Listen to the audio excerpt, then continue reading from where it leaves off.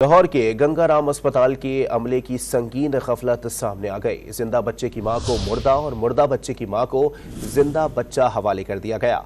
लाहौर के गंगाराम अस्पताल के अमले की संगीन गफलत सामने आ गई है। जिंदा बच्चे की मां को मुर्दा और मुर्दा बच्चे की मां को जिंदा बच्चा हवाले कर दिया गया है। लाहौर की गंगाराम अस्पताल के अंदर यह अपनी नौयत का अनोखा वाकया पेश आया है। अमली की जानिब से संगीन गफलत का मुजाहरा किया गया कि जिंदा बच्चे की मां को मुर्दा और मुर्दा बच्चे की मां को जिंदा बच्चा हवाले कर दिया गया। मजीद जानते हैं डॉन न्यूज़ के नुमाइंदे नुमान लियाकत से। नुमान, इतनी बड़ी गफलत कैसे हुई और इंतजामिया का इस वाकये पर क्या कहना है?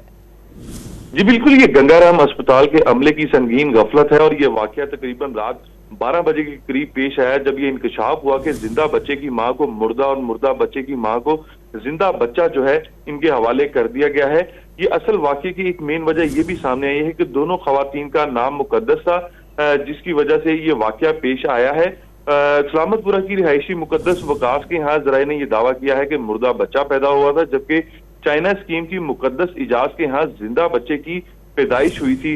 मुकद्दस जो वकास है, इसके रिश्तेदारों ने मुर्दा बच्चे की तदफीन भी कर दी है और दोनों बच्चे बदल जाने का इंकशाफ भी एक डॉक्टर की जानिब से किया गया और लवाहिकीन को बताया गया, जिसके बाद अस्पताल के अंदर जो है वो काफी ववेला भी मचा। जिस पर आपसे कुछ देर कबल जब एमएस गंगाराम से हमारी बात हुई तो उन्होंने ये बताया कि इनके नोटिस में कुछ देर पहले ये वाकया आया है कि बच्चे जो है वो तब्दील हुए हैं। ताहम हमने ये फैसला किया है कि हम जिंदा बच्चे का डीएनए करवाएंगे और डीएनए की रिपोर्ट के मुताबिक जो बच्चा जिस भी फैमिली का होगा उनके हवाले कर दिया जाएगा। जी बहुत शुक्रिया नुमान लियाकत अपडेट करने के लिए।